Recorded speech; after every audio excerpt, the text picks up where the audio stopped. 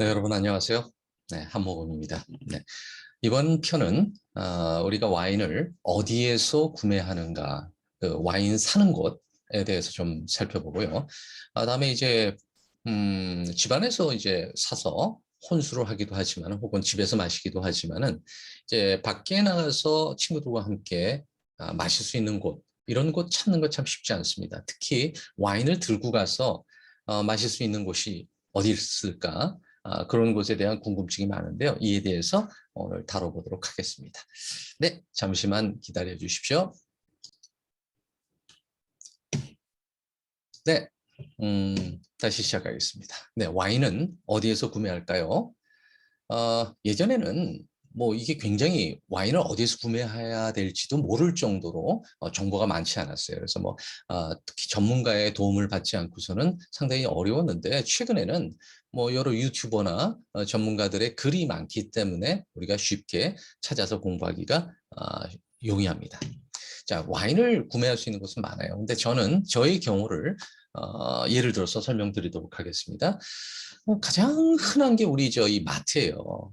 장 보러 가시면은 와인 코너가 있거든요. 롯데마트, 이마트, 특히 이마트가 와인에 대해서 굉장히 진심이 풍겨났었죠. 그래서 이마트의 그 신세계 L&B라는 곳에서 와인을 수입하기 때문에 이마트가 와인에 있어서는 어떻게 보면 선두주자처럼 나갔어요. 최근에는 이제 롯데에서도 와인 산업에 굉장히 노력을 많이 하고 있어요. 그래서 롯데마트, 그리고 또 뭐 여러분 가시는 홈플러스라든지 이런 곳들, 모든 곳에 와인 코너가 있습니다. 이곳에서 세일할 때 와인 사시면 아주 좋습니다. 그리고 특별히 이마트나 이런 곳에서 와인 장터라는 걸 해요. 와인 장터를 상반기, 하반기 하는데, 이때는 노려보실 만해요. 그래서 와인 장터가 있다, 행한다, 그럴 때는 꼭 가서 와인을 구매해 놓으시면 싸게 구매하고 또 즐기실 수 있습니다. 자, 그 이외에 여러분 할인 매장이 있죠. 대형 할인 매장, 특히 유명한 게 코스트코. 이 코스트코에 가시면은 항시 세일이 아니더라도 사시면은 어디에서 사시는 와인보다 싸게 구입을 하실 수 있고, 또 어느 정도 수준이 있는 와인이기 때문에 별 신경 안 쓰고 거기에 있는 가격대에 맞춰서 와인만 구매하셔도 좋은 와인을 사실 수 있을 거라고 생각이 돼요. 그리고 신세계 이마트에서 하는 이마트 트레이더스 있죠. 저희 동네에 이 이마트 트레이더스가 있어서 저는 자주 가는데요. 이곳에서 와인을 사시면은 뭐 다른 곳에서 볼 수 없는 와인들도 있고, 또 다른 곳에서도 판매하는 와인이 있는데, 예를 들어서 1865라는 와인, 칠레 와인이죠. 좋은 와인입니다. 이게 보통 28,500원 정도 해요. 이마트 트레이더스에서. 근데 다른 곳에 가면은 이거 뭐 5만 원대에 붙여놓은 것도 있고, 3만 5천 원에 뭐 세일한다, 뭐 이렇게 얘기하는 곳들도 있어요. 특히 이마트보다도 쌉니다. 그러니까 기회가 나서 코스트코나 이마트 트레이더스에 가시면은 꼭 와인 코너를 들려서 선호하는 와인을 구입하시면 좋을 것 같아요. 자, 앞서 신세계 L&B 말씀드렸어요. 신세계가 상당히 와인에 정성을 기울이고 있었는데, 신세계에서는 와인을 대량으로 이제 구매를 해요. 그러다 보니까 어떻게 돼요? 가격이 싸지는 거죠. 그래서 신세계에서 나오는 죄송합니다. 그 이마트에서 파는 G7이라는 와인 있죠? 네. 이거 굉장히 저렴하지만 상당히 퀄리티가 있어요. 와인 유튜버들이 그 블라인드 테이스트를 해서 야, 이 와인 좋은 와인이다, 이거 추천할 만하다 하는 와인에 꼭 들어가요. 6천 몇백 원, 뭐 7천 원 언저리죠. 상당히 좋아요. 그래서 그 신세계에서 대량으로 자기네들이 브랜딩해서 만든 G7이라든지, 혹은 롯데에서 L7인가요? L 와인, 이런 와인들 다 품질이 좋습니다. 자, 여기서는 우리 지나가다 보면 와인앤모어라는, 여기 지금 보이시는 곳은 요거는 에베뉴 프랑이죠. 판교 에베뉴 프랑에 있는 와인앤모어인데, 이 와인앤모어는 신세계 L&B에서 직영하는 와인샵이에요. 뭐 와인뿐만 아니라 다른 주류들도 많은데, 이곳에서 또 이제 항시 세일하는 품목이 있을 때 구매하시면 좋을 것 같습니다. 대부분의 와인들이 이 와인앤모어에 가면은 손쉽게 구할 수 있어요. 그랬더니 롯데도 질 수가 없죠. 롯데에서 아주 멋진 곳을 만들었어요. 바틀 벙커라는 곳인데, 바틀 벙커는 요거는 롯데 잠실 그 예전에 그 마트 있죠. 그 롯데 어린 뭐죠? 그 노는 곳 있는데, 네, 거기에 이제 긴 롯데마트 자리에 바틀벙커라는 것을 만들었어요. 이 안에 가시면은 와인을 테이스트할 수 있는 그런 게 있어요. 그래서 비싼 와인 같은 것도 이제 한 잔씩 이렇게 사서 마실 수 있는 그런 테이스트를 할 수 있는 그런 공간도 있다고 합니다. 저는 못 가봤고요. 유튜버가 이곳을 소개하는 동영상을 제가 봤습니다. 간접적으로 말씀드려요. 그래서 잠실 근처에 사시는 분들 혹은 또 뭐 시간이 나시는 분들은 한번 방문해 보실 뭐 괜찮을 것 같습니다. 와인 가격은 그다지 뭐 좋지는 않다라는 평가가 있었고요.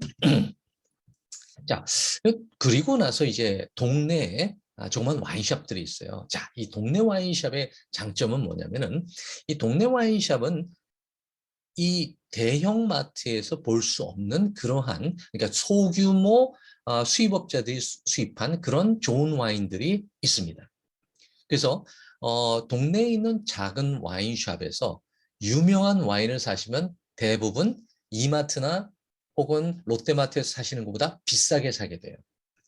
그렇지만은 그런 와인 말고 잘 알려져 있지 않는 와인, 와인샵에서 추천을 해주시는 와인을 사면은 종종 아주 좋은 와인, 적당한 가격에 구입할 수 있는 그런 게 있어요.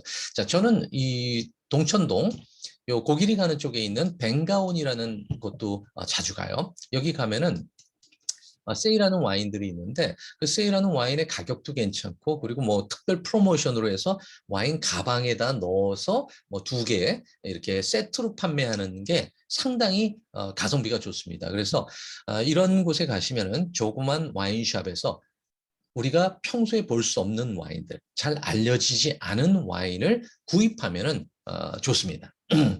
또 동천동 고객길에 와인비라는 곳이 있어요. 네, 여기도 본인들이 수입을 하는 그런 곳인데 상당히 매장도 깔끔하게 잘 되어 있습니다. 네, 축전에 가면 포도로라는 곳이 있어요. 유명한 와인도 그다지 비싸지 않고 여기도 상당히 그 제가 자주 가는 곳입니다. 또 이 정자동에 가면 판교 정자동에 죄송합니다. 분당 정자동에 가시면은 와인마을이라는 작은 와인숍이 있는데 뭐 일반적으로는 좀 뭐 가격이 셀 수 있지만은 지난번에 이제 그 세일을 하는 그 기간에 갔더니 이태리 와인 잘 볼 수 없는 와인들을 좀 적당한 가격에 판매를 하고 있었어요. 그래서 여러분들이 그 대형마트에서 구입하는 그러한 스타일의 와인과 이런 작은 동네 와인숍에서 구입하는 와인의 품목은 조금 구별하시는 게 좋을 것 같아요. 그리고 대형 마트에서는 특히 그 장터 세일 같은 거 할 때 꼭 방문하셔서 구입하시면 좋고요. 그때 초보 와인 구매자들이 저지르는 실수가 좀 있어요. 그러니까 세일 폭이 큰 거를 사요. 야, 이거 뭐 정가가 10만 원인데 3만 원에 팔아요. 그러면 뭐 응? 좋잖아요. 그럼 모임 갈 때 야, 이거 10만 원이라고 하자. 근데 사실 그렇진 않아요. 세일을 한 그 와인이 그 가격이 어떻게 보면 와인 가격이라고도 볼 수 있어요. 그러니까 세일폭만 보지 마시고 이런 그 뒤에 제가 설명드릴 와인 유튜버라든지 그런 와인 카페 같은 데서 추천하는 그런 와인들을 중심적으로 구매하시는 게 좋을 것 같습니다. 그리고 다시 말씀드리지만 동네 와인샵에서 추천받는 그런 와인들, 특히 유명한 와인들 말고 잘 알려져 있지 않는 와인들, 본인들이 수입한 거 아니면 작은 수입업자가 수입한 것 이런 것들을 구매하시면 쏠쏠히 재밌을 것 같습니다. 네. 그리고 이 와인의 성지라는 것들이 있어요. 와인 성지라고 그러는데 이게 어디냐면 춘천에 있어요. 그래서 춘천의 세계 주류 마켓이라고 하는데 이곳에 가시면 정말 놀랄 만큼 크고 그리고 또 놀 만한 공간들도 있어요. 그리고 와인 가격도 저렴합니다. 근데 꼭 와인 한두 병 사려고 여기 가시는 것은 낭비죠. 왜? 아유, 그, 네? 기름값 없애면서 톨비 내고, 그게 아니고 춘천 쪽에 혹은 뭐 강원도에 놀러 가시면서, 예, 그 여행을 가시면서 잠시 들려서 그 구매하시는 거 괜찮습니다. 그래서 가시면 이제 박스로 트렁크 비워서 가셔서 트렁크에 꽉 채워서 오시면은 될 것 같아요. 상당히 가격이 괜찮습니다. 이런 가격이 좋은 그런 와인 성지가 또 하나 있는데요. 자양동의 건대 근처에 조양마트라는 데가 있어요. 식자재 마트예요. 보시면 정말 헐하죠. 네, 동네 무슨 뭐 옛날 마트 같은데, 그런데 이곳에 그 와인 가격이 굉장히 착하다고 합니다. 네, 그래서 뭐 근처에 사시는 분들 계시면 한번 재미삼아서 방문하시면 좋을 것 같아요.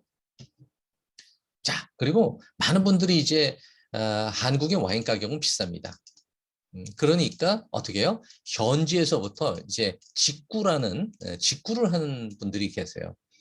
그래서 이 직구하는 방식, 뭐 배대지를 정한다든지 뭐 이런 방식에 대해서는 여러분 유튜버나 혹은 이제 검색을 하셔가지고 잘하시는 분을 따라서 하시면은 와인 직구 가능합니다. 그래서 한 뭐 3, 40% 이상 싸게 구입하실 수 있고, 특히 뭐 비싼 와인들이죠. 그리고 또 한 가지, 와인을 직구할 때는 지금 요즘과 같은 여름철 더울 때는 절대로 하시면 안 됩니다. 왜? 뭐 항공편으로 온다 하더라도 우리 집으로 배달 올 때 어떻게 돼요? 와인이 더운 환경에 노출될 수 있죠. 제가 말씀드렸죠. 와인이 열화된다고. 햇빛이나 혹은 더운 환경이 됐을 때 와인이 끓어요.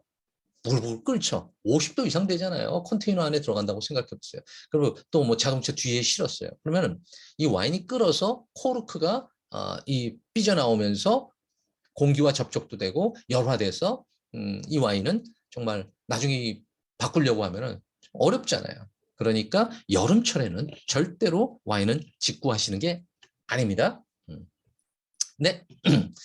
네, 다음은 자, 그 와인은 우리 어디서 마시죠? 네. 와인 뭐 집에서 마시기도 해요. 근데 뭐 외식하면서나 분위기 좋은 술집에서 마시는 와인 좋잖아요. 네, 항상 집에서만 뭐 마실 수 있겠습니까? 싼 맛에? 그렇진 않죠. 그래서 홈 레스토랑 말고 밖에 나가서 이제 드시는데, 레스토랑 가서 시켜서 이제 드시려고 주문 딱 메뉴판 보면 어때요? 오, 허억하죠. 예, 뭐 1, 2만 원이 없잖아요. 마트 가면 1, 2만 원인데, 근데 또 마트 가서 아니면 그 와인숍에 가서 제가 본 가격이 있는데 가봤더니 마트 가격이 뭐 3배, 5배 뭐 이래요. 그러면 허걱하죠. 그래서 꺼리게 돼요. 근데 한번 생각해 보세요. 레스토랑이 뭐 땅 파먹는 곳이 아니고 거기서도 잔을 제공해야 되고, 잔이 깨질 수도 있고, 또 설거지해야 되고 서빙해야 되고 뭐 이런 것들 따지면은 그만큼 가격을 내야죠. 소주 한번 생각해 보세요. 마트에서 얼마 하죠? 한 천 몇백 원 하잖아요. 근데 우리 음식점에 가면은 제가 어저께 소주 먹으니까 5천 원이더라고요. 5천 원. 소주 한 참이슬이 5천 원이에요. 그러니까 몇 배죠? 네, 3배 이상이죠. 네. 그래서 3배에서 5배 정도까지 받는 게 보통 일반적이에요. 자, 그런데 예전에는 우리가 와인 가격이 얼마인지 몰랐어요. 와인도 잘 모르지만, 와인 종류도 모르지만, 와인 가격을 몰랐어요. 근데 지금은 어때요? 인터넷에서, 그리고 뭐 와인샵 많아졌고, 그러니까 가격을 다 알게 됐어요. 그러니까 유명 와인을 마트에서 2만 원에 파는데 10만 원이다, 8만 원이다. 그럼 마실까요? 난 마시고 싶은 생각이 없어져요, 그때는.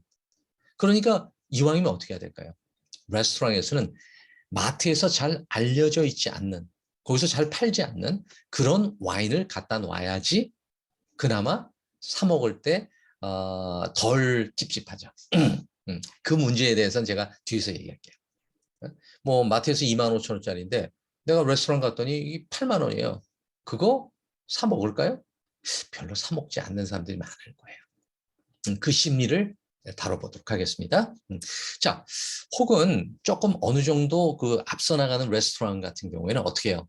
그렇게 되다 보니까 유명 와인보다는 자체 수입을 해요. 그러니까 뭐 예를 들면 이태리 와인이다 그러면 이태리의 유명한 바르로나, 바르바레스코 이거는 다 알아요. 검색하면 나와. 그러니까 이태리 중에서도 잘 알려져 있지 않는 지역이 있어요. 뭐 이태리 구두라고 그러죠. 구두. 그러면 이 구두 여기 뒤축에 해당되는 뿔리아라는 지방이 있어요. 이 뿔리아라는 지방은 원래는 벌크 와인을 만들던 곳이에요. 벌크 와인이라는 건 그냥 요리용으로나 뭐 아니면 다른 그 재료를 사용하는 와인으로 많이 만들던 그런 와인 산지예요. 근데 그곳이 날씨는 좋거든요. 또 고급 와인 좀 만들면 되는 거예요. 고급 와인도 있고. 그래서 고급 와인, 잘 만든 와인을 수입하는 거예요. 이름 별로 없잖아요. 작은 와이너리로부터 수입을 합니다. 그래서 그 와인을 내 레스토랑에서 파는 거죠. 자, 어떻게 팔까요? 현지 가격이 5,000원이라고 해봅시다. 그럼 수입해서 수입 원가가 한 10,000원 됐다고 그래요. 그럼 10,000원이에요. 근데 거기에다가 마진 붙이고 뭐 하게 되는데 어떻게 하냐면 그래서 뭐 한 10,000원이라고 하면은 이거를 권장 소비자가를 10만 원에서 15만 원을 붙여요. 권장 소비자가. 그리고 어떻게 해요? 마트에 내놔요. 안 팔리죠? 예, 근데 뭐예요? 이거는 15만 원짜리 와인이에요. 그리고 내 레스토랑에서 얼마에 팔아요? 5만 원에 팔아요. 그러면 어때요? 이야, 이 15만 원짜리인데 5만 원에 팔아, 여기. 혹은 세일을 해서 5만 원에 파는 거예요. 그러니까 와인 가격이라는 것은 사실은 적정 가격이 어느 정도냐? 참 얘기하기 어렵죠. 근데 수입 가격이나 뭐 이런 것들을 따지다 보면은 당연히 한국은 와인 가격이 비쌉니다. 또 왜 비싸요? 네, 세금이 높아요. 그래서 만약에 현지에서 10,000원이라고 하면은 현지라는 것은 뭐 미국이나 미국 와인이 아닌데 유럽 와인을 미국에 수출해서 미국에서 만약에 10,000원에 판다라고 하면은 대략적으로 한국에서는 한 2만 원 정도 생각하시면 돼요. 그러니까 2배 정도는 최소 다른 외국보다 홍콩이나 일본보다 비싸게 마신다. 고 얘기할 수 있어요. 참고로 어느 분들은 일본에서 와인을 많이 사요. 일본은 한국보다 훨씬 더 와인 문화가 빨리 들어왔었죠. 그래서 고급 와인은 거의 대부분이 일본으로 수출했었어요. 그 일본 와인숍들이 와인을 많이 가지고 있었는데 그 조그만 시골에 있는 와인숍, 일본은 인터넷 뭐 이렇게 많이 안 하는 사람들 많아요. 카드도 안 쓰고 현금 쓰잖아요. 그래서 일본에 가시면은 일본 시골에 그 조그만 와인샵 할아버지, 파파 할아버지가 와인 판매해요. 근데 그 와인 가격은 그 할아버지가 샀던 와인 가격에 약간의 마진만 붙였던 거예요. 그러니까 지금 뭐예요? 지금은 와인 값이 다 올랐죠. 빈티지가 오래되면 오래될수록 와인 값이 오르잖아요. 올랐는데 그 할아버지는 그 가격에 파는 거예요. 그래서 그런 거 헌팅하러 다니는 그런 분도 있어요. 재미삼아 괜찮을 것 같죠? 네. 네, 다음은 우리 와인 이제 레스토랑 가서 먹잖아요. 그러면 이제 레스토랑 가서 먹자 그러면 친구분이 이럴 거예요. 야, 골프 대인데 찾아봐. 골프? 아니 갑자기 와인 먹는데 무슨 골프야? 자, 하나 알아두십시다. 골프가 아니라 콜프예요. 콜키지 프리를 얘기합니다. 자, 콜키지 프리. 자, 콜키지라는 게 뭘까요? 코르크 아시죠? 와인의 병막에. 그래서 코르크와 이 가격을 매긴다라고 하는 charge. 예. 가격, charge죠. 그래서 콜키지 charge가 축약돼서 콜키지라고 돼요. 콜크 charge. 콜크 charge를 콜키지가 된 거죠. 콜크 charge가. 그리고 프리가 된 거예요. 자, 그러니까 콜키지 프리라는 건 뭐죠? 바로 돈을 안 낸다는 거예요. 콜키지는 뭐예요? 반입주라고 한국말로 그러죠. 반입을 한다. 술을 반입한 거 외부에서. 그래서 식당이나 술집에 가서 내가 원하는 주류를 가져가서 마실 수 있도록 해주는 것이죠. 그걸 허용하는 것이에요. 원래는 우리 레스토랑 하시는 분들이 그러죠. 우리 술집은 그러니까 레스토랑이나 이런 음식점이 술 팔아서 제일 많이 납니다. 제일 많이 남는 게 뭐죠? 커피. 네, 커피 팔아서 남기고 또 술 팔아서 남긴대요. 사실 저는 그거에 동의할 수가 없어요. 자, 그러면은 술 안 마신 사람은 뭐예요? 술 안 마시는 사람은 그 술 마시는 사람들은 그럼 호객님이 되는 겁니까? 그래서 저는 굉장히 반대예요. 술 팔아서 레스토랑이 먹고 산다는 얘기는 그거는 이전에는 그게 가능했지만 이제는 저는 아니라고 생각해요.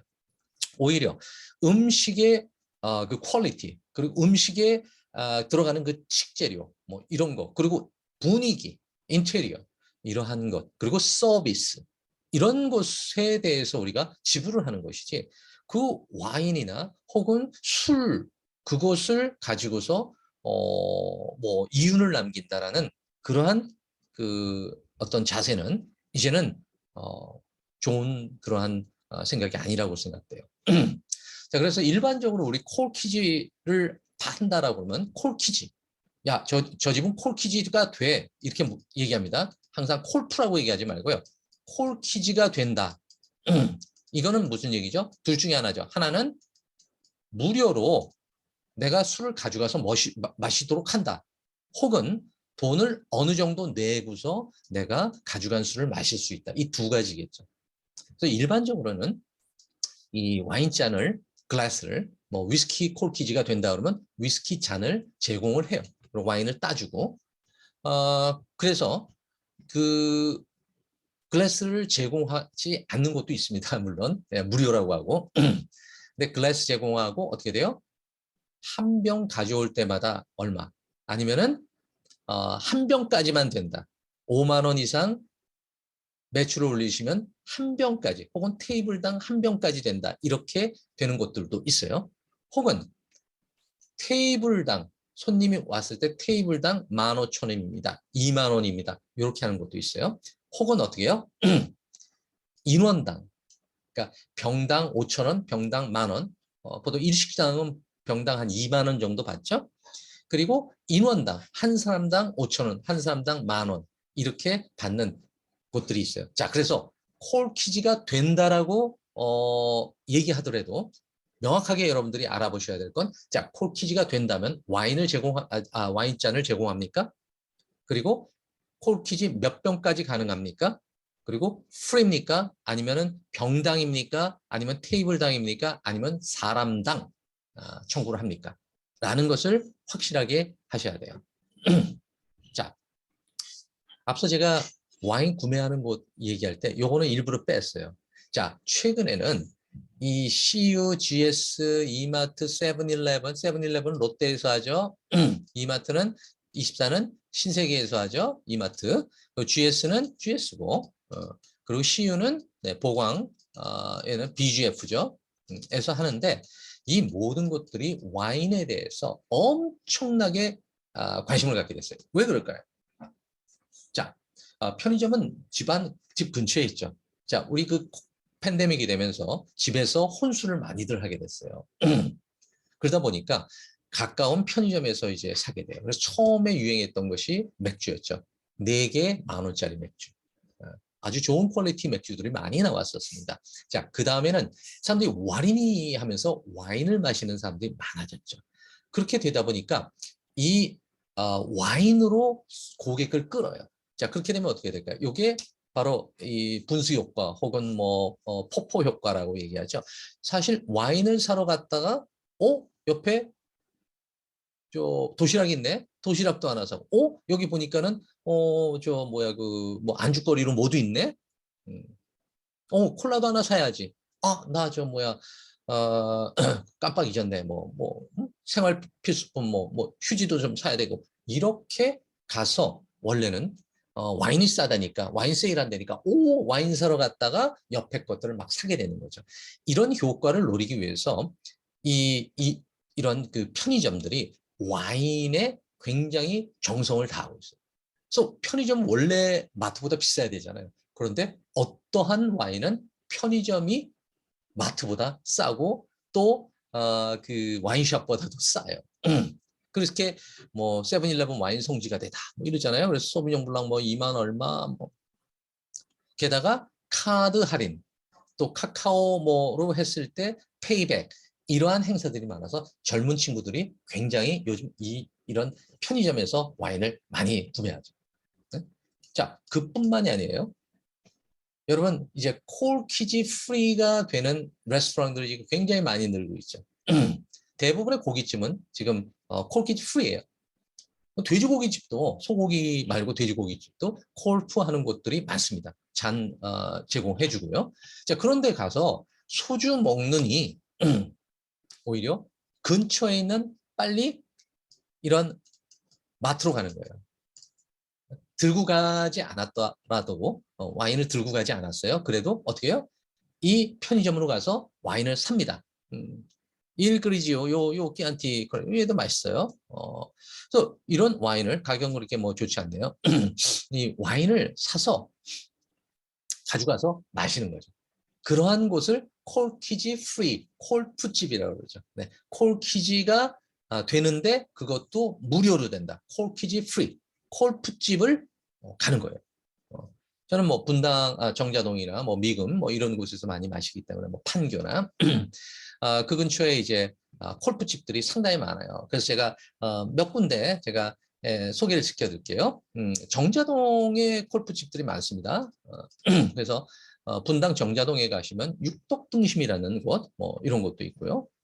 또는 그 가감 정육식당이라서 이곳은 정육식당이에요. 그래서 자기가 고기를 골라서 가서 먹는 거죠. 구워서. 그럼 이제 세팅비가 있고 먹는데 요 집이 아마 제가 아는 바에 의하면은 그 와인을 수입하는 와인 365 그 사장님이 뭐 처음에 시작했다라는 그런 얘기가 있는데 고기도 괜찮고 괜찮습니다. 자, 또 가보진 못했는데 해산물을 하는 그런 코키지 프리 집이 상당히 없어요. 그래서 일식집에 가면은 보통 그냥 병당 혹은 비싸면은 뭐 그 사케 같은 거 이런 것들 가져갔을 때 뭐 2만 원 받는 곳도 있고 좋은 레스토랑은 보통 한 5천 원에서 10,000원 정도 병당 받는 곳들이 있어요. 그래도 뭐 자기가 원하는 술을 먹기 위해서 가져가시는 거 괜찮을 것 같아요. 근데 찾다 보니까 인기명이라는 곳이 있더라고요. 인기명. 여기 그 뭐 백현로에 있다라고 하는데 여기도 콜프라고 하거든요. 자, 스시연 여기 오마카세 하는 스시연도 장소는 잡지만 그 가져가서 마실 수 있는 얼마 안 되는 일식집이에요. 일식집은 대부분 콜프가 별로 없습니다. 메스카라는 곳이 있더라고요. 운중로에 있는. 자, 그리고 정자동에 있는 이 여러 가지 이제 강호식당이라고 이 돼지고기가 상당히 제가 본 돼지 중에서 제일 두툼했던 것 같아요. 두툼하고 콜키지 프리예요. 조금 더워서 이제 여름에는 왜 불쬐니까요. 와인이 사실은 옆에서 불 옆에 있으면은 뭐라고 그랬죠? 와인 온도 올라가잖아요. 그래서 바람직하지 않아요. 자, 그리고 앞서 말씀드린 대로 정자동 근처에 이제 그 스시원 이외에 별로 그렇게 우리 콜키지 프리가 별로 없는데 그 중에 정말 저렴한 실비수산이라는 곳이 있어요. 여기 뭐 고급진이 아니고 굉장히 저렴해요. 뭐 예를 들어서 뭐 10,000원짜리 그 뭐죠 회도 있고 뭐 일회용 접시에다가 이제 내네요. 그런데 이 2층에 가면은 상당히 많은 사람들이 앉을 수 있는 자리도 있고 무엇보다도 콜키지 프리예요. 근데 자기 잔을 가져가야 돼요. 잔 가져가시면은 이 실비수산 가서 여러 생선들 드시면서 와인을 드실 수 있을 것 같아요. 그래서 이때 갈 때는 어떻게 해야 될까요? 뭐 회니까 어떤 와인 마실까요? 당연히 화이트 와인 중에서 소비뇽 블랑이나 혹은 뭐 리슬링이나 네. 가장 좋은 거는 말보로 지역에 뉴질랜드 말보로 지역에 소비뇽 블랑이 좋은 것 같아요. 이거 가져가면서 얼음과 이 얼음통을 이제 플라스틱으로 파는 게 있거든요. 플라스틱으로 된 거. 그런 거 정도는 저희가 구비해서 마트에 가서 얼음 사다가 집어넣어서 차게 칠링하면서 먹으면은 뭐 괜찮습니다. 뭐 일식집 가면 두당 뭐 5만 원, 7만 원 나올 텐데 여기 가서 뭐 5만 원어치만 먹어도 아주 좋은 회 아주 잘 먹을 수 있습니다. 대부분의 또 이 라무진 그 양고기집 양고기와 이 와인은 잘 어울리죠. 어떤 와인이 어울릴까요? 뭐 이 아르헨티나의 말백이라든지 뭐 쉬라, 뭐 이런 뭐 까베네 소종 다 괜찮습니다. 그래서 양고기와 함께 이제 와인을 먹게 되니까 양고기집은 와인 콜키지를 하는 곳들이 많아요. 특히 그 라무진이라는 곳이 판교도 있고 여기저기에 그 지점이 있는데 가시면은 한 병까지 되는 걸로 제가 원래는 알고 있는데 뭐 한 병 이상 했을 때 뭐 5천 원이나 뭐 얼마 낼 겁니다. 그래서 양고기 좋아하시는 분들은 가서 콜키지 프리를 즐겨보시고요. 또 이 푸에르코라는 것이 뭐죠? 네, 여기도 여기저기 있어요. 정자에도 있고 판교에도 있고 또 서해안에도 있고 또 뭐 강북에도 다 있습니다. 여기는 그 스페인의 스페인 돼지죠. 음, 이 스페인의 돼지는 하목 만드는 돼지입니다. 근데 얘는 어떻게 키우냐면 방목을 해요. 텔레비에서 한번 그 방송을 했었는데 방목을 하는데 돼지가 굉장히 크고 흑돼지입니다. 검은 돼지인데 얘가 올리브하고 도토리만 먹어요. 그러니까 얘 살은 바로 불포화 지방산이 굉장히 높다라고 그러죠. 그래서 이베리코를 판매하는 이베리코 돼지고기를 판매하는 뿌에르코라는 것이에요. 그래서 이베리코 돼지로 하몽을 만들고 뒷다리를 하몽 만드니까 그 이외의 뭐 삼겹살, 목살 부분 이런 데 거는 이제 수입을 해서 우리가 구워 먹을 수 있도록 하죠. 그래서 이 푸에르코는 분위기 괜찮아요. 그래서 뭐 데이트를 하신다든지 뭐 조금 분위기 있는 곳에 가시고 싶으실 때 뿌에르코에 가서 와인 들고 가셔서 드시면 될 것 같아요. 잔도 주고 또 칠링을 위해서 칠링이라고 그러죠. 샴페인이나 스파클링이나 화이트 와인을 드실 때 이 와인이 차갑게 하기 위해서 얼음통을 달라고 하는데 이 얼음통을 제공도 해줍니다. 그래서 얼음을 넣고 얼음통 사용법은 얼음통에 얼음을 넣고 여기다 물을 한 3분의 1 정도 이렇게 물을 부어야 돼요. 그래야 칠링이 빨리 됩니다. 그래서 푸에르코 네, 고반 식당도 돼지고기를 파는 곳인데 이 고반 식당의 돼지 맛 좋습니다. 아주 맛이 좋아요. 그리고 돈블랑 돼지고기 좀 집들이 상당히 그 콜기지 프리의 그를 시도하는 곳이 많아요. 소고기집이에요. 조금 더 고급스럽게 그리고 누가 구워주는 고기를 먹고 싶다라고 하면은 차고 145라는 곳을 가시면 판교의 그 라스트리트에 있어요. 판교 라스트리트에. 그래서 145 가면은 여기 와인도 판매하는데 와인 가격도 그렇게 비싸진 않아요.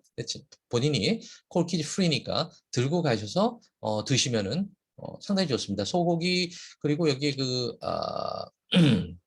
뭐죠 그 기름 많은 거 차돌배기를 이렇게 파는 데네 차돌배기도 상당히 맛있고 안심 등심 다 맛있어요. 근데 가격이 좀 합니다.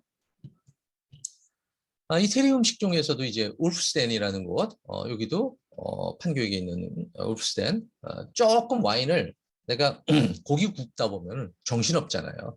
그래서 와인 맛을 즐기기는 참 좋지 않아요. 그래서 비싼 와인은 사실 이런 곳보다는 이태리 레스토랑이나 그런 곳에서 서빙을 받으면서 천천히 마시는 게 좀 고급 와인은 좋지 않을까 생각해요.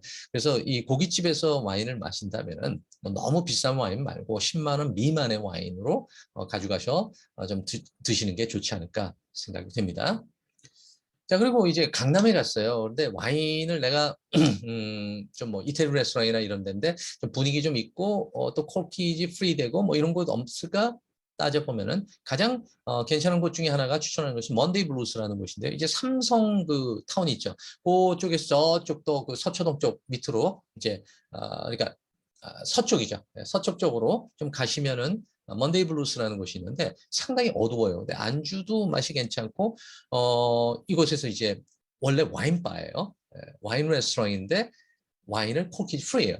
그러니까 자기가 가져갈 수 있어요. 그래서 먼데이 블루스 추천드리고요.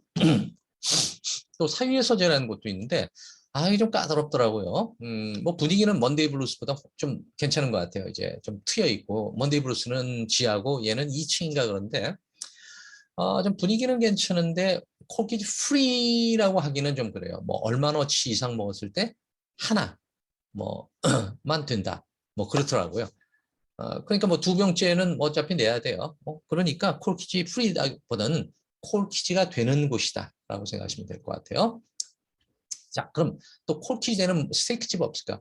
제가 가본 중에서 파츠라는 곳이 있어요. 강남 N 빌딩이 있는데 그곳에 제가 갔을 때 문 연지가 얼마 안 돼가지고 보니까 야, 이거 안 망했으면 좋겠다. 나만 아는 곳으로서 이제 콜키지 되는 곳에서 이렇게 스테이크 먹으면서 조용하게 먹을 수 있는 넓은 그 테이블에 패밀리 레스토랑 같이 넓어요. 그 테이블도 그리고 의자도 넓고 그리고 뭐 가격도 괜찮았어요. 스테이크 먹으면 그러면서 여유 있게 우리가 와인을 먹을 수 있는 그런 곳이었던 것 같아요. 그래서 파츠. 그리고 창고 4호라는 곳, 43이라는 곳이 있죠. 여기 강남에도 있고 뭐 몇 군데 있는데 한우 드시고 싶을 때 창고. 뭐 그 이외에도 저 정자동에 정돈이라는 곳이 있죠. 정돈. 그래서 정돈은 뭐죠? 아시는 분은 알죠. 네, 냉삼이죠. 급속 냉동을 한 삼겹살. 냉삼은 빨리 익고 또 냉삼 나름대로의 맛이 있어요. 그래서 정돈이라는 곳도 콜키지 프리예요. 그래서 바로 옆에 그 저 세븐일레븐 가서 와인 이마트 24 가서 와인 한 병 사다가 들고 가서 마시면은 좋습니다. 자, 이렇게 마실 수 있는 곳이 있지만 우리 가서 이제 어떤 와인을 마셔야 될지 정말 잘 몰라서 못 사거나 혹은 그런 곳이 있잖아요. 근데 이 와인바가 여기 차차라는 곳은 압구정도 와인 주막 차차 이 원래 만든 것은 와인 좋아하는 회사원들이 시작을 했대요. 근데 여기 뭐 가면은 퓨전 안주가 있는데 상당히 맛이 재밌어요. 맛있는 맛집입니다. 근데 가면은 이 사다리 타기라고 해서 이제 레드 와인을 턱할 때 나는 어떤 와인이냐? 야, 뭐 무거운 거, 가벼운 거, 뭐 알코올 도수가 어떤 거, 뭐 이렇게 해서 쭉 사다리를 타면서 가면은 나는 어떤 와인이 좋다라고 해서 와인을 추천을 해줘요. 자, 와인을 자 그럼 함정 와인을 고르는 거 이거 참 어렵죠.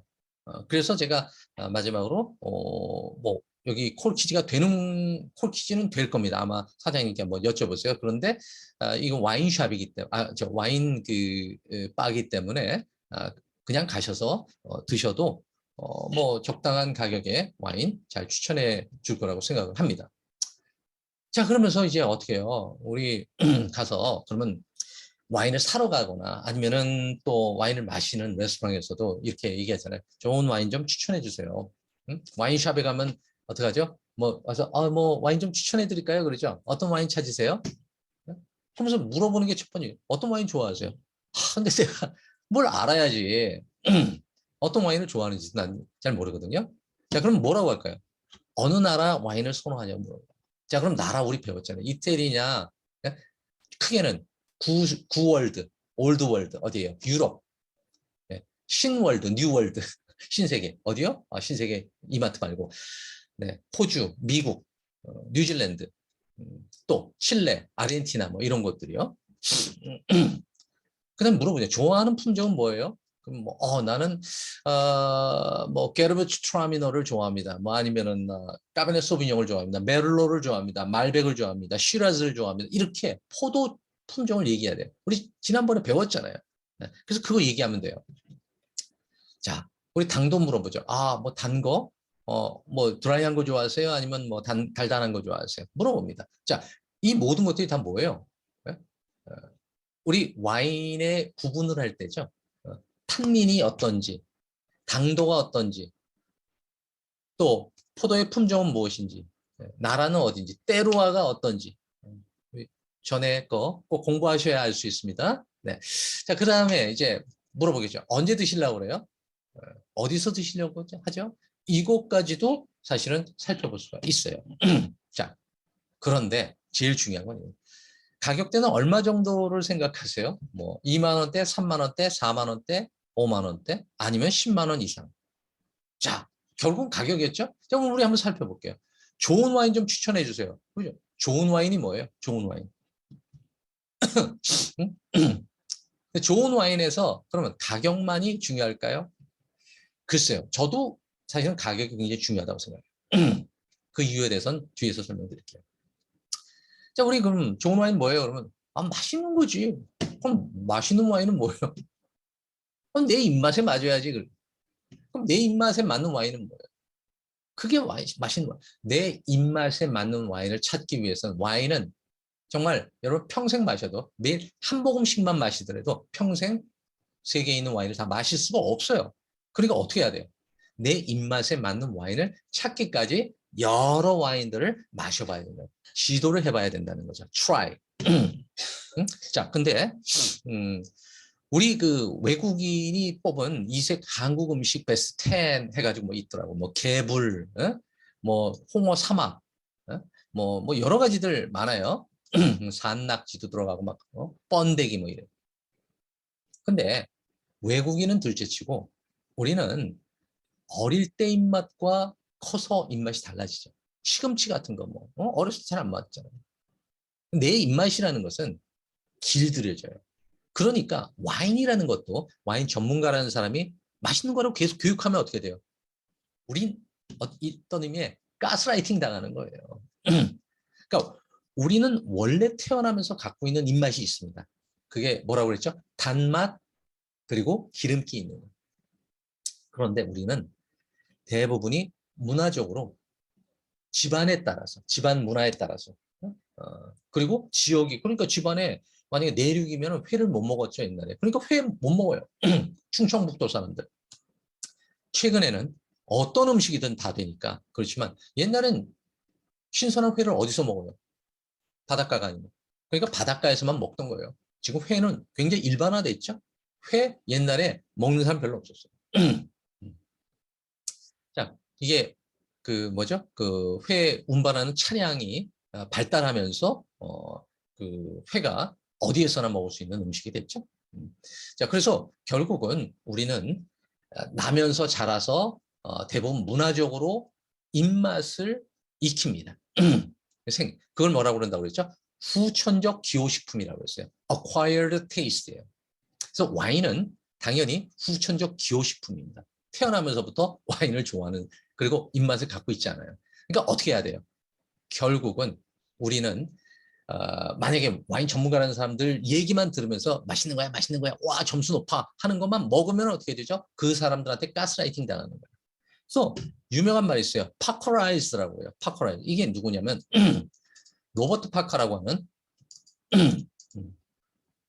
와인의 정말 유명한 와인 그 평론가죠. 그래서 RP 점수라고 해요. 이 RP 점수가 높으면 와인이 많이 팔려요. 그리고 많이 사는 거잖아요. 믿을만하다. 그러니까 로버트 파커는 자기가 좋아하는 와인의 성격이 있어요. 그 사람이 근데 높게 평가하니까 그 사람의 입맛에 맞춰서 와인 그 와이너리에서 그렇게 만들고 그 높은 점수를 받고 그러니까 우리는 그것을 높은 점수니까 사고 마시다 보니까 그 입맛에 길들여지는 거죠. 가스라이팅 당하는 거예요. 음. 그래서 다시 한번 여기서 우리가 꼭 기억해야 될 거는 와인과 안주에서도 말씀드렸지만은 안주 뭐 홍어 처음에 못 먹어요. 근데 자꾸 먹다 보면 홍어 매우 맛있습니다. 저는 홍어찜을 제일 좋아해요. 홍어전이나 덕하게. 자, 어느 정도 그러면은 좋은 와인이 왜 좋은 와인일까요? 사실은 가격이죠. 자, 우리 가격이니까 그 가격이 왜 비쌀까요? 정성을 기울였으니까 비싸요. 희소성이라고 그러죠. 자, 가방이라고 하면 우리 가방 그냥 뭐만 집어넣으면 되는데 왜 힘들게 가죽을 좋은 가죽 뭐 장인이 염색을 어떻게 하고 손으로 한 땀 한 땀 해서 왜 만들어요? 남들과 구별하기 위한 거죠. 나는 이런 거 이렇게 힘들게 만든 걸 쓸 수 있어. 그래서 옛날에 귀족들이 썼던 거예요. 그러니까 이 뭐 에르메스 벌킨백이다. 왜 이게 수천만 원을 하죠?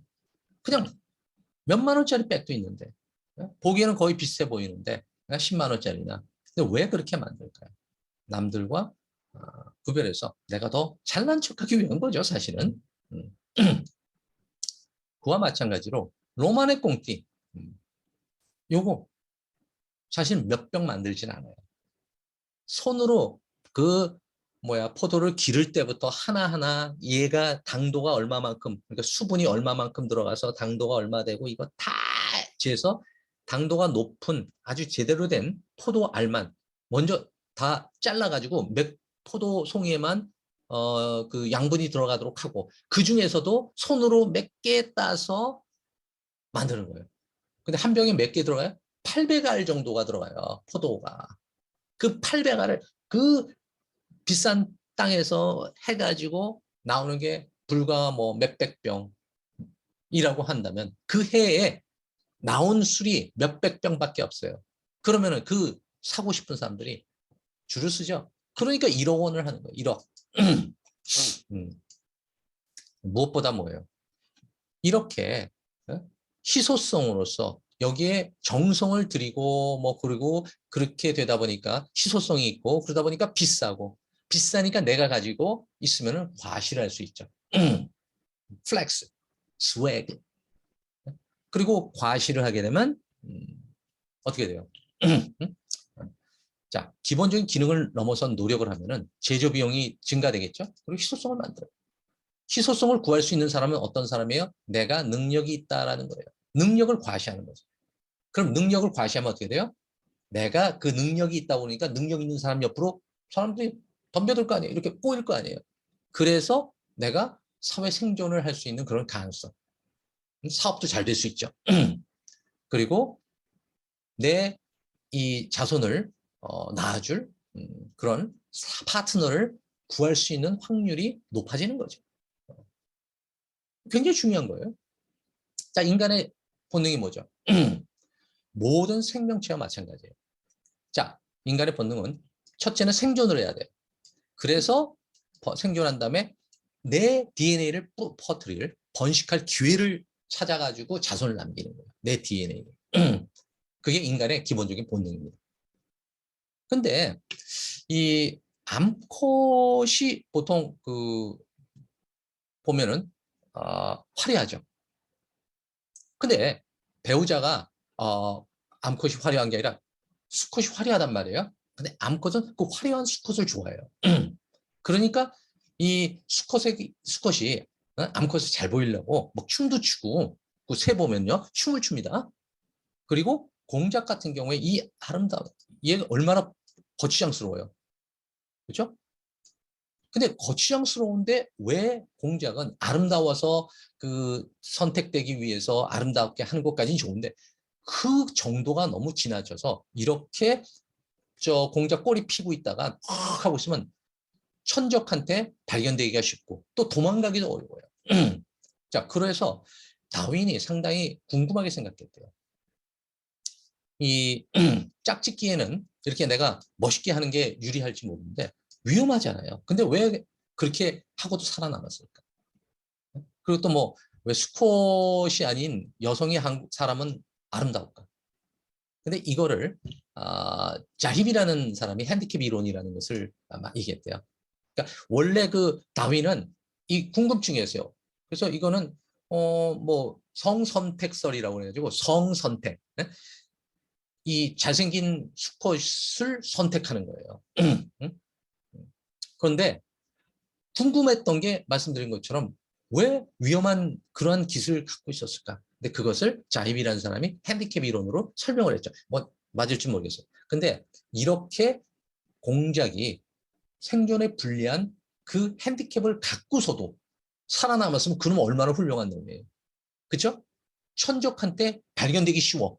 꼬리 쫙 피고서 있다 보면. 나 잡아가시오 하는 거예요. 근데 천적이 왔을 때도 피해갈 수 있는 그 능력이 있단 말이에요. 그러니까 얼마나 그 수컷의 능력이 건강하고 능력이 따봉이냐 이거예요. 그래서 그것을 암컷이 선호한다는 거죠. 그러니까 인간으로 보면 어때요? 야, 쟤는 굉장히 저렇게 하면 야 망할 것 같은데 안 망해. 예? 예. 그러니까 좋아하는 거예요. 자, 인간에서 플렉스하죠. 버닝썬 그 승리가 했었던 그 버닝썬에서 1억 원짜리 만수르 세트가 있다고 그래요. 그게 판매됐대요. 양주 세트가. 이 뭐 아르망 그 비싸던 아르망 드 브리냐 아르망 드 브리냐 이거 뭐 한 병에다 루이 13세 뭐 이거 10병으로 이제 됐다고 그러는데 뭐 대륙 세트 이런 것들 자, 나 쏴. 근데 이 그 만수르 세트를 구입한 사람이 전 클럽에 있는 전 테이블에다가 아르망 그 비싼 저 샴페인 하고 돈페리뇽 들어봤죠? 돈페리뇽 그 비싼 프랑스 샴페인을 전 테이블에 쐈대요. 그 뭐라고 골든벨 울려 그 골든벨을 쳤다는 거예요. 그래서 클럽에서 2억 5천을 그때 플렉스했어요. 자, 그럼 여러분 어때요? 그 플렉스한 사람 멋있어요? 비용신자. 야, 좀 돈을 헛쓰네. 이런 사람은 제대로 된 사람이에요. 그러나 대부분 그렇지 않아요. 야, 2억 5천 정도 쓰더라도 그게 아무것도 아니고 내가 주머니에서 동전, 뭐 1,000원짜리 쓰는 거와 그 사람이 2억 5천 쓰는 게 같다면 그 사람은 뭐예요? 그렇게 플렉스 할 수 있다면 그 사람이 능력이 있다는 걸 보여주는 거죠. 능력이 바로 뭐예요? 응? 야, 와인을 비싼 거 먹어요. 그러면 야, 최고 와인 마시는 분이네. 이 비싼 와인을 왜 마시냐? 그렇죠? 사실은 과시적 소비가 있어요. 제가 말씀드렸던 거죠. 가격이 올라요. 근데도 소비를 멈추지 않아. 가격이 이 정도면 돼. 와인 뭐 한 5만 원인데 근데 왜 500만 원짜리 와인을 마시냐 이거예요. 가격이 올라도 나는 소비를 멈추지 않아요. 그게 진정한 부예요.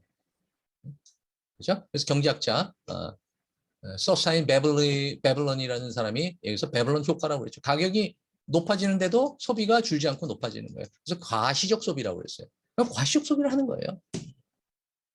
그러면서 사람들이 과시적 소비라니까 그거 보고서 밴드웨건 효과로서 나도 사야지. 야, 밴드에서 보니까 사람들이 다 이 와인 사네. 야, 뭐 15만 원짜리인데 다들 어머 어떻게 어디서 구입하셨어요? 나 이거 여기서 샀어요. 어이구, 야, 빨리 가서 사야지.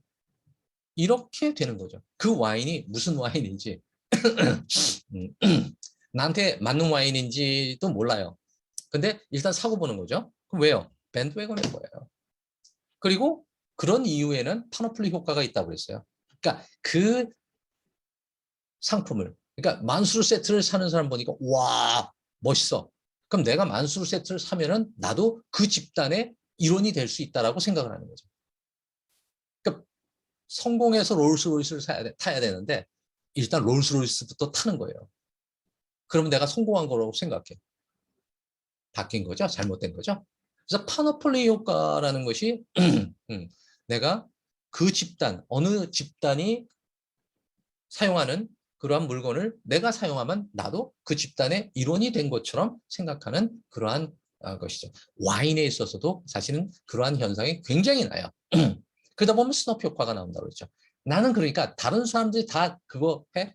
야, 뭐 도구나 카우나 다 뭐 그거야. 그러면 안 하죠. 기피해요. 다른 걸로 갑니다. 백로 효과라고 그래요. 네? 까마귀 노는 곳에 백로야 가지 마라. 이거 야 까마귀들. 그래서 난 폼 잡는 애들 그래 싫어. 와인? 아, 나 졸업했어. 얘는 위스키야. 요즘 뭐 골프가 좀 유행하다. 뭐 도구나 카우나 골프 친다니까 다 어떻게 돼요 요즘. 옛날로 돌아가서 테니스를 치잖아요. 근데 사실 제가 중학교 저는 국민학교 때 이제 테니스를 배웠는데 근데 테니스는 정말 고급 스포츠였어요. 뭐 골프는 뭐 말할 것도 없지만은 그러다가 이제 테니스가 이제 시들해졌다가 다시 요즘 테니스가 붐을 이루고 있죠. 이것도 스냅 효과에 어느 정도 뭐 이해가 될 수 있을 거라고 생각해요. 자, 한번 정리해 봅시다. 자, 그럼 와인의 가치는 뭡니까? 난 5만 원 주고 샀는데 친구가 3만 원 주고 샀으면 어때요, 여러분? 씨, 기분 나쁘죠? 여러분 돈이 아무리 많아도. 근데 내가 50만 원 주고 샀어요. 근데 그 와인 맛이 어떻죠? 50만 원 주고 샀는데 먹어보니까 별 맛이 없어. 근데 그 별맛 없다고 하고 싶어요? 아니죠. 우린 그 인지 부조화를 피하려고 해요. 인지 부조화. cognitive dissonance라고 그러죠.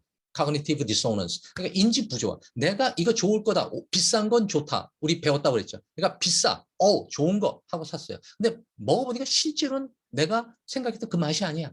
뭐, 쉣! 이럴 수 있죠. 근데 우린 그렇지 않고, 내 입맛이 아직 안 됐나? 라고 하게 되죠.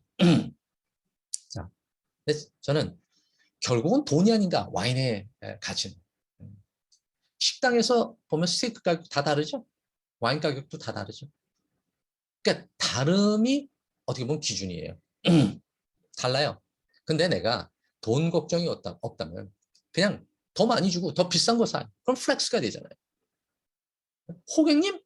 No problem. 아까 그 성선택설에서 아까 새로운 나온 이론으로 성선택을 하는데 그 화려한 공작의 깃이 사실은 불리해요. 생존에는 그런데 그것을 하고서도 생존할 수 있는 거는 뭐예요? 따먹는 거예요. 마찬가지로 호객님이 되더라도 그거 손가락 받더라도 난 그거 두려워하지 않고 아무 상관없어. 그 정도는 그럴 플렉스가 있다는 것은 뭐예요? 나의 능력을 보여줄 수 있는 거예요. 또 어떤 게 있죠? 망빈해요. 망빈이라는 것은 뭐냐면 망빈. 망한 빈티지예요. 빈티지가 뭐라고 그랬죠? 생산 연도. 포도를 생산한 연도예요. 포도 생산을 하는데 그해 날씨가 안 좋았어요. 그래서 빈티지가 그걸 망빈이라고 그래요. 망한 빈티지. 근데 망빈, 똑같은, 예를 들어서 페트루스라는 것도 망빈 페트루스와 굿빈, 최고의 그레이트 빈, 굿빈, 이것과의 가격 차이가 엄청나요. 자, 그러면 어떤 사람은 이렇습니다. 야, 그 가격이라면 나는 그 망빈인데 안 산다. 근데 이래요. 그 여러 가지 썰이 있을 수 있지만 한번 생각해 봅시다. 내가 브랜드라는 것이 뭐 페트루스 아니 삼성이에요. 삼성이란 아니면 애플이에요. 애플이라는 브랜드를 거기다 붙일 거면은 그 이름을 쓸 거면은 어느 정도 퀄리티가 돼야 되죠. 그러니까 아무리 망빈이라도 어떨까요? 그 브랜드를 붙였으면 그 정도의 값은 한다는 거예요. 사실 브랜드 이론상 그런 거예요. 그럼 값도 좀 싸다. 그러면 어때요? 저는 아무 지장 없다고 생각해요. 근데 야 망빈 그 사지 마라 막 이런 얘기들이 있어요. 망빈이면 또 구빈이에요. 다 맛이 다를 수밖에 없는 거예요. 다르면은 그 다름을 즐길 수 있는 이거 다르구나 할 수 있는 그 플렉스 그게 저는 더 중요한 것이라고 생각해요. 스시가 맛있어요? 스테이크가 맛있어요? 어떨 땐 스시가 맛있고 어떤 사람한테 스테이크가 맛있어요. 어떨 때는 나 둘 다 좋아하지만 뭐 오늘같이 비 오는 날은 냉면보다는 칼국수. 그렇죠? 햇빛 쨍쨍하면은 빙수 먹고 싶잖아요. 오늘 같은 날 빙수 먹고 싶어요? 비 줄줄 오는데? 안 그렇죠? 자, 비교가 절대적으로 안 되는 거죠. 그럼 이제 질문이 나와요. 우리 와인 공부를 해야 돼요? 아니면 와인 그냥 마시면 그냥 뭐 되는 거예요? 뭐 이런 얘기를 우리 궁금하게 생각을 해요. 자, 그래서 여러분들과 함께 다음 편에서는 마지막 10편, 10편에서는 자, 우리가 와인 공부해야 될까요? 그 와인 공부를 어떻게 해야 될까요? 에 대해서 간단하게 좀 살펴보려고 합니다. 오늘도 이렇게 제 동영상을 봐주셔서 대단히 감사합니다. 복 받으실 겁니다. 감사합니다.